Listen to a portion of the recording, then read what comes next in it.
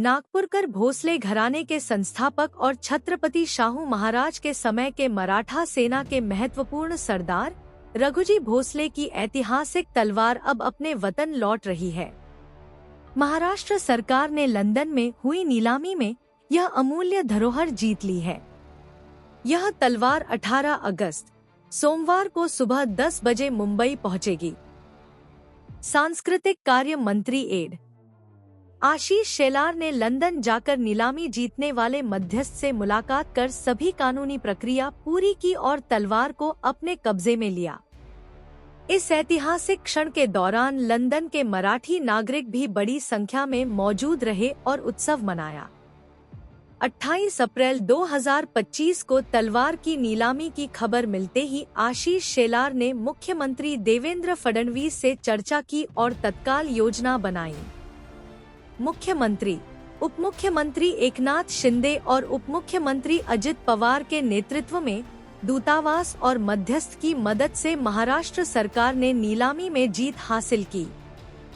फिरंग पद्धति की यह तलवार सीधी, एकधारी ब्लेड वाली है। सुनहरी नक्काशीदार मूठ और यूरोपीय निर्मित ब्लेड पर सोने से देवनागरी में लिखा है, श्रीमंत रघोजी भोसले सेना साहिब सुबह फिरंग। 1817 की सीताबर्डी की लड़ाई के बाद यह तलवार नागपुर से बाहर गई थी, जो अब 200 से अधिक साल बाद अपने वतन लौट रही है। मुंबई एयरपोर्ट से बाइक रैली के जरिए इसे दादर की पुल देशपांडे कला अकादमी लाया जाएगा और गढ़ गर्जना कार्यक्रम में प्रदर्शित किया जाएगा। आशीष शेलार ने इसे महाराष्ट्र का ऐतिहासिक विजय क्षण बताया और मुख्यमंत्री समेत पूरी नेतृत्व टीम का आभार जताया। नमस्कार। भारतवासियांसाठी आणि महाराष्ट्रासाठी अतिशय गौरवाचा, अभिमानाचा हा क्षण आणि सोहळा आहे। आपल्या सांस्कृतिक पुनर्जन्माचा आणि ऐतिहासिक वारशाचा असलेला साक्षीदार पुरावा म्हणजे आपल्या मराठा साम्राज्याचा विस्तार नागपूरच्या भोसले घराण्यातील संस्थापक रघुजी राजे भोसले यांनी छत्रपती शाहू महाराजांच्या निर्देशानुसार त्या ठिकाणी ओडिसा, छत्तीसगड ते दक्षिणेपर्यंत संपूर्ण मराठा साम्राज्याचा पराक्रम हा त्या ठिकाणी आपल्या युद्धनीतीतून, पराक्रमातून, शौर्यातून दाखवला।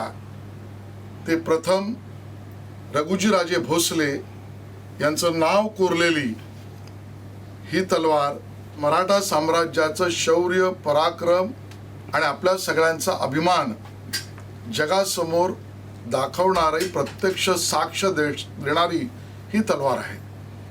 आणि तलवार खऱ्या अर्थानं ज्या वेळेला 16व्या शतकामध्ये, 16 ते 17व्या शतकामध्ये आपल्या पराक्रमाने संपूर्ण ओडिसा, छत्तीसगड ते दक्षिणेतल्या नवाबांच्या विरोधात आपलं युद्ध कौशल्य दाखवून आपलं पराक्रम आणि आपला त्या ठिकाणी मराठा साम्राज्याचा विस्तार ज्या प्रथम रघुजीराजे भोसले यांनी केला, त्यानंतर 18व्या शतकात सीताबर्डी येथे झालेल्या ईस्ट इंडिया बरोबरच्या कलहात, युद्धात त्या ठिकाणानंतर ही आपल्या राज्यात, आपल्या देशात न राहिलेली ऐतिहासिक मौल्यवान वस्तू त्या ठिकाणी लिलावात निघाल्याचं लक्षात आल्यावर महाराष्ट्र सरकारच्या वतीने मी स्वतः माननीय देवेंद्र फडणवीसजींच्या, मुख्यमंत्री महोदयांच्या नेतृत्वात या लिलाव प्रक्रियेमध्ये पूर्ण आपण सहभागी झालो। श्री चल्ला आणि अन्य मध्यस्थांच्या वतीने ती पूर्ण तलवार आपल्या मालकीची, महाराष्ट्र सरकारच्या मालकीची ही आपण आता मिळवली आणि आज तो दैदिप्यमान सोहळा आहे की तलवार आता भारताकडे पुन्हा, महाराष्ट्राकडे पुन्हा आपण घेऊन जात आहोत। आणि म्हणून या ऐतिहासिक सोहळ्यात भूतकाळातला पराक्रम तर आपल्याला आनंद देतोच आहे, पण आगामी काळातली प्रेरणा सुद्धा यातनं मिळणार आहे। आणि या सगळ्यामध्ये या ठिकाणी असलेल्या भारताच्या आपल्या एम्बसीने विशेषतः मिनिस्ट्री ऑफ एक्सटर्नल अफेअर्सने, माननीय प्रधानमंत्री नरेंद्र मोदीजींच्या कार्यालयाने यात केलेली पूर्ण कारवाई आणि मदत मौल्यवान आहे. माननीय देवेंद्रजी फडणवीस यांनी केलेल्या पूर्ण योग्य निर्देशाने माननीय उपमुख्यमंत्री एकनाथ शिंदेजी, अजितदादा पवार यांच्या मदतीने आणि सांस्कृतिक कार्य विभागाच्या अथक प्रयत्नाने आपल्याला हे यश आणि आनंद मिळतो आहे.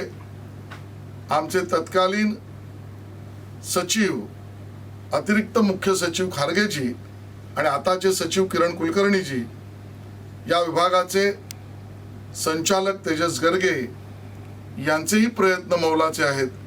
विशेष उल्लेख मला उपसंचालक दळवी, इतिहास तज्ज्ञ कुलकर्णी आणि सर्व सहकाऱ्यांनी या तपासणीचा अहवाल आणि सगळ्या गोष्टींसाठी केलेलं कार्य हे सुद्धा उल्लेखनीय आहे. लंडनमधून आता निघालेली आपल्या ऐतिहासिक परंपरेची साक्ष देणारी ही तलवार महाराष्ट्राकडे चालली आहे आणि महाराष्ट्रात ही आता आपल्या संग्रहालयात आणि सामान्य मराठी आणि महाराष्ट्रातील समस्त नागरिकांना त्याचं दर्शन खुलं होणार आहे. या सोहळ्यामध्ये सहभागी होण्याचं सौभाग्य आणि कार्य करण्याची सेवक म्हणून भूमिका मला लाभली, याबद्दल मी धन्य आहे. जय महाराष्ट्र.